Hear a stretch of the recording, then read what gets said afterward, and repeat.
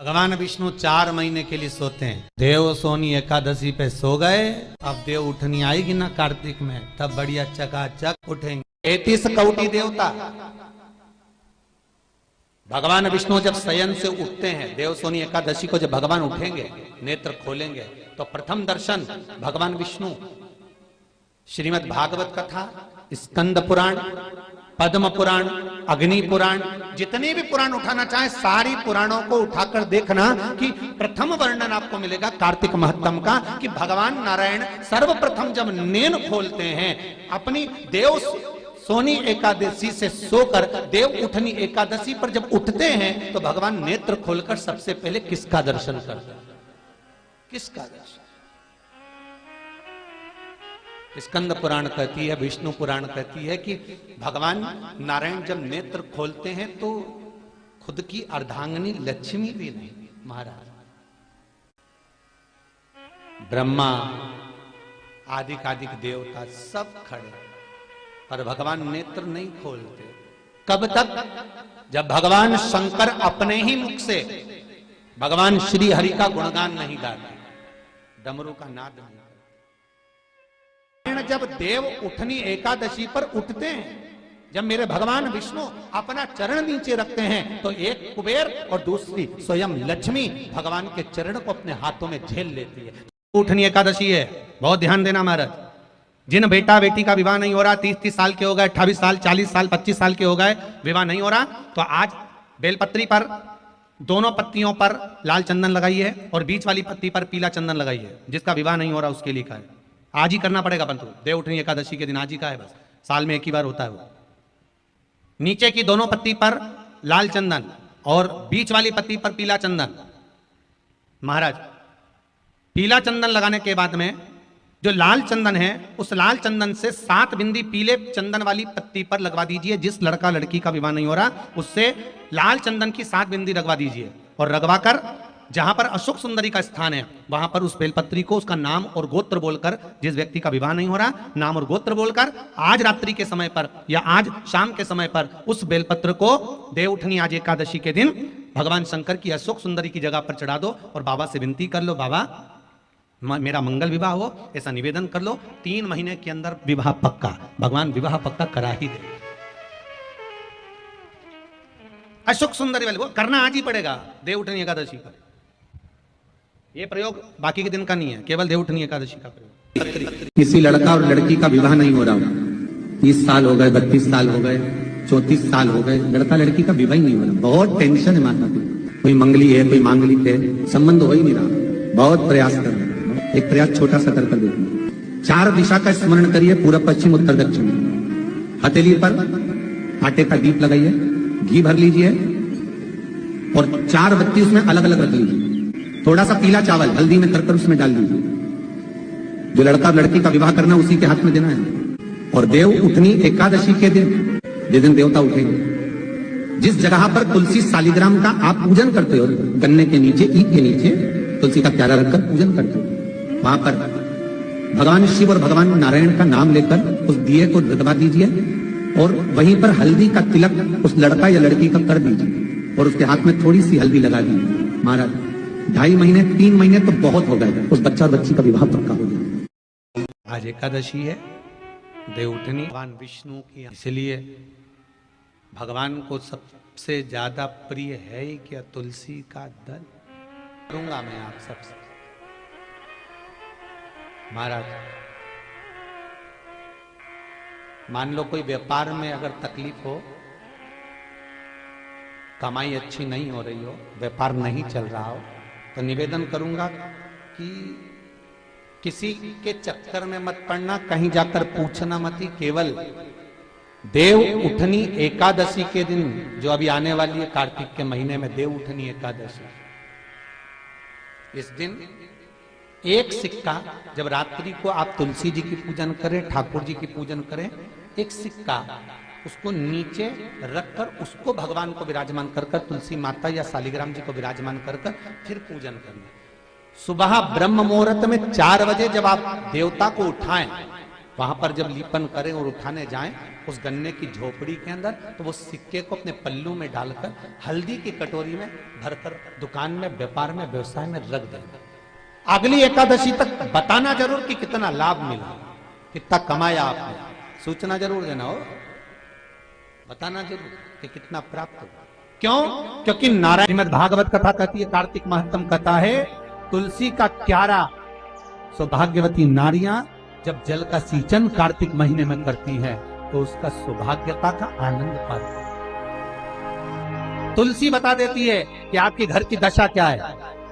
बार बार जल डालने के बाद भी तुलसी सूख रही है, बार बार आप पूजन कर रहे हैं, पाठ कर रहे हैं, तो भी तुलसी के तल सूख रहे हैं। तुलसी बता देगी कि तुम्हारे घर में तकलीफ आने वाली है, कष्ट आने वाला है, सूख रही है।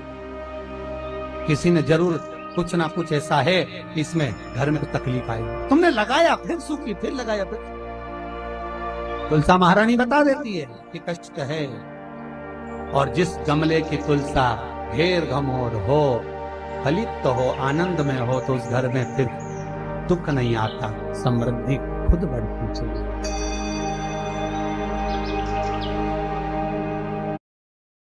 स्कंद पुराण में कार्तिक खंड को उतारना, और कार्तिक खंड को उठाकर पढ़ोगे तो उसमें यहां तक लिखा हुआ है कि मान लो अगर किसी नारी का बार बार अवर्षण हो रहा है, संतान तक नहीं हो रही है और बार बार बच्चा पूर्ण नहीं हो पाता, तो यही देव उठनी एकादशी के दिन, उसी जहां पर तुलसी और शालिग्राम जी का मंगल विवाह हुआ है, पूजन हुई है, देव उठे, और जब हम भगवान को देव उठाने के समय पर पूजन कर रहे हो तो वहीं का एक बेर, क्योंकि उस समय पर बेर आ जाता छोटा, वो पूजन में रखा था, वही बेर उस बहू की झोली में डालकर उसको वहीं पर बिठाकर खिला दीजिए महाराज। बच्चा कभी अधूरा पैदा नहीं होगा, पूर्ण बच्चा ही पूर्ण, अधूरा नहीं हो सकता, अपंग नहीं हो सकता, कम उम्र का पैदा नहीं हो सकता, पूर्ण उम्र लेकर ही पैदा।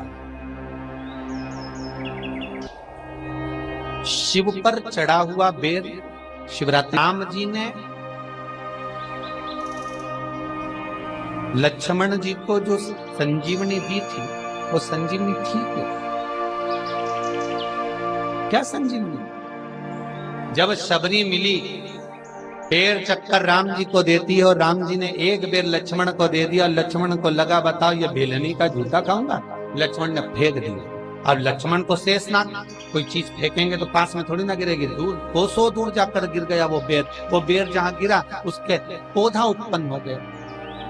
जब शक्ति लग गई लक्ष्मण जी को, अब इसको क्या दिया जाए, तो सुषेण वेद कहते हैं जाओ संजीवनी लेकर। वही बेर की पत्ती जो लक्ष्मण ने फेंकी थी, वही बेर की पत्ती उठाकर मलकर दी गई। राम जी रोते रोते कह रहे हैं पहले ही खा लेता तो आज जरूरत ही नहीं पड़ती। एकादशी का व्रत कौन कौन देवता करता है? अग्नि पुराण, स्कंद पुराण स्पष्ट कहती है महाराज, भगवान विष्णु से लेकर लक्ष्मी जी ने नारायण से कहा आज एकादशी है, आप व्रत करेंगे? भगवान विष्णु बोले करने को तो कर लूं, मना नहीं, पर दिक्कत इतनी सी है, अगर मैंने एक दिन भी एक निवाला नहीं पाया तो संसार का ना जाने कितना जीव भूखा मर, कितना जीव।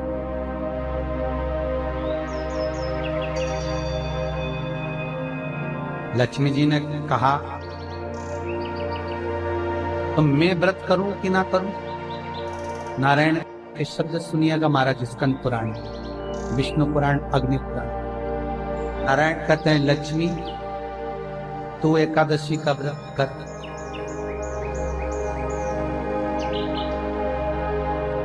मेरे करने से क्या फल होगा?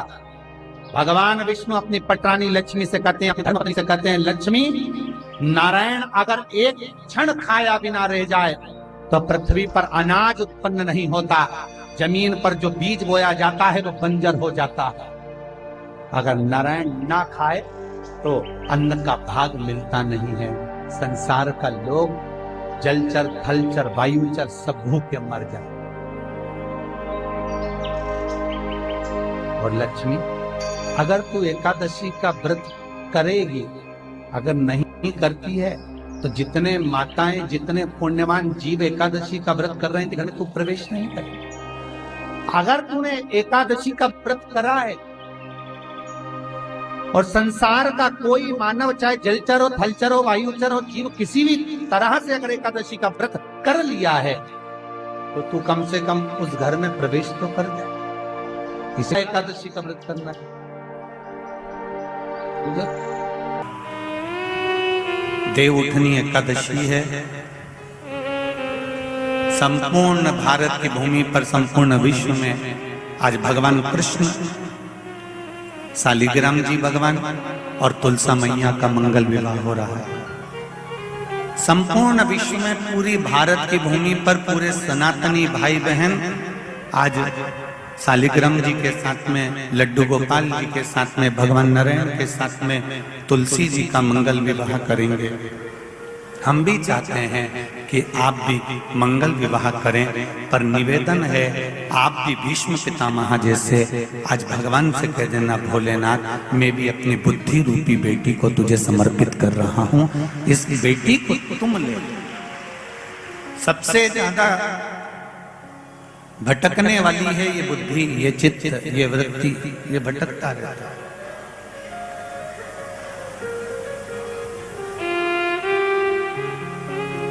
संत, साधु, सन्यासी, तपस्वी, साधक, उपासक भजनों में हमेशा कहते रहते हैं, ये मन बड़ा चंचल है, कैसे तेरा भजन करूं, जितना इसे समझाऊं उतना ही मचलता है।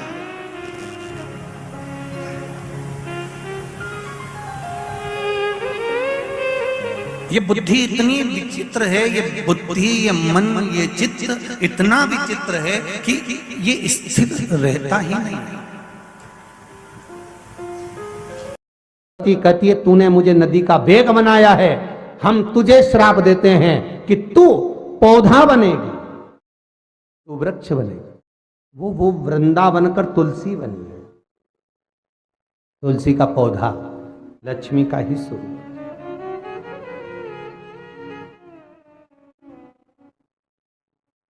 पार्वती जी आ गई, क्या हुआ, क्या ये बताओ, क्या बात है।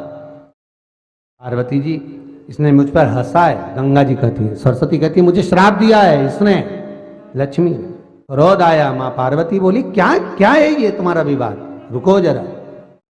आपस में तुमने क्रोध कर कर एक दूसरे को श्राप तो दे दिया, पर भान करो कि कितना कष्ट झेलना पड़ता है। माता पार्वती कहती है 84 लाख योनियों में से 20 लाख योनि है लक्ष्मी वृक्ष और पौधे की। अगर तू पृथ्वी पर जाकर एक बार वृक्ष बन गई तो 20 लाख बार तुझे वृक्ष की ही योनि प्राप्त करना है। तो लक्ष्मी जी ने पार्वती से कहा कि ऐसा कुछ नहीं हो सकता कि जिससे मैं एक बार में 20 लाख योनि से छूट जाऊं, वो क्रम हो सकता है? मान लो 20 लाख योनि से मैं एक बार में छूट जाऊं, ऐसा कुछ हो सकता है? पार्वती जी ने कहा ये तो मैं नहीं बता सकती, ये तो मेरे महादेव ही बता सकते, क्योंकि भगवान शंकर ये कैसे हैं जो कितनी योनियों से किसको मुक्त कर सकते हैं, किसको कब क्या दे सकते हैं, ये शंकर ही जान सकता। आपको पहले भी कहा भगवान विष्णु देंगे, तुम्हारे कर्म में जितना लिखा उतना देंगे। ब्रह्मा जी देंगे, तुम्हारे भाग्य में जितना लिखा उतना देंगे। महादेव जब देंगे तो कर्म और भाग्य नहीं देखते, उन्होंने देखा कि दुखी शिव जी से करिए, बोले बाबा कृपा करिए, ये लक्ष्मी पर कृपा करो, ये गंगा मैया पर तो आपने करुणा करी है कि ठीक है उसका नाम आपके नाम के साथ आएगा, अस्थियां डलेंगी तो भी तर जाएगी, तो ये लक्ष्मी पर कृपा करो, पौधा बनेगी वो, उसको तुलसी का क्यारा बनना है, उसके बाद उसका वृक्ष का जन्म नहीं होना चाहिए, ऐसी कृपा कर दो, मुझे अच्छा नहीं लगेगा। कार्तिक के महीने में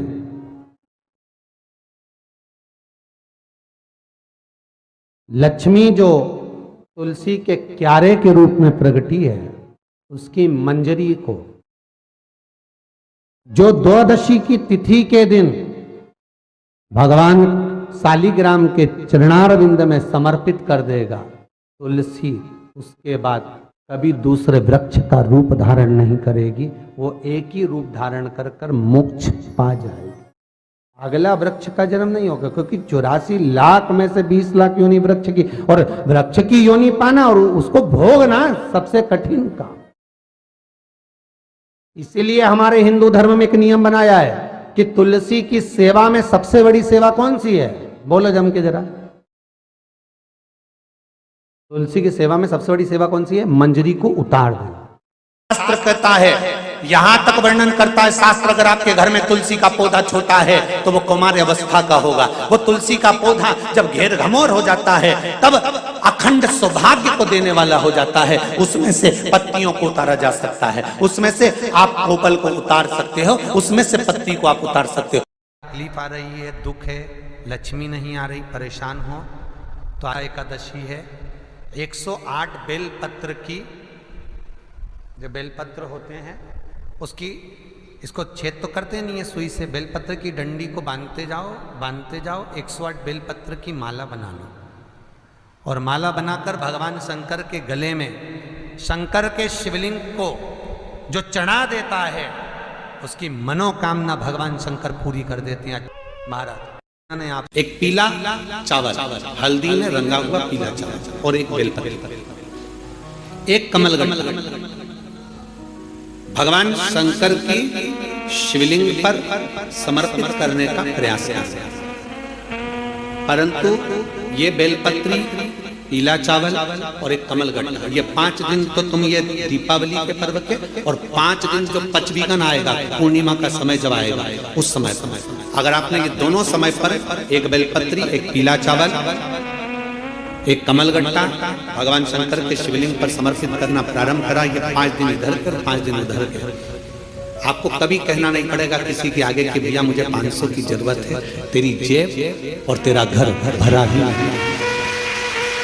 खाली नहीं रह सकता। और बाबा से प्रार्थना हम यही करते हैं, हमेशा करते हैं, किसी स्त्री की गोद खाली ना रहे और किसी पुरुष की जेब खाली ना रहे। बाबा भरता जरूर है। एक बेलपत्री, एक पीला हल्दी का चावल, एक दाना चावल, और एक जम के बोलो कमल, एक कमल भगवान शंकर के शिवलिंग को समर्पित करिए। भगवान शंकर के शिवलिंग को समर्पित। जब देव उठनी एकादशी पर उठते हैं, जब मेरे भगवान विष्णु अपना चरण नीचे रखते हैं, तो एक कुबेर और दूसरी स्वयं लक्ष्मी भगवान के चरण को अपने हाथों में झेल लेती है। तो जिस स्थान पर आप देवता को उठा रहे हो, जिस स्थान पर आप भगवान की आराधना कर रहे हो, जिस स्थान पर आप भगवान को जगाने का प्रयास कर रहे हो, वहां आप अगर लक्ष्मी को विराजमान कर देंगे तो नारायण का चरण और लक्ष्मी दोनों कुबेर के साथ हमें प्राप्त हो सकते।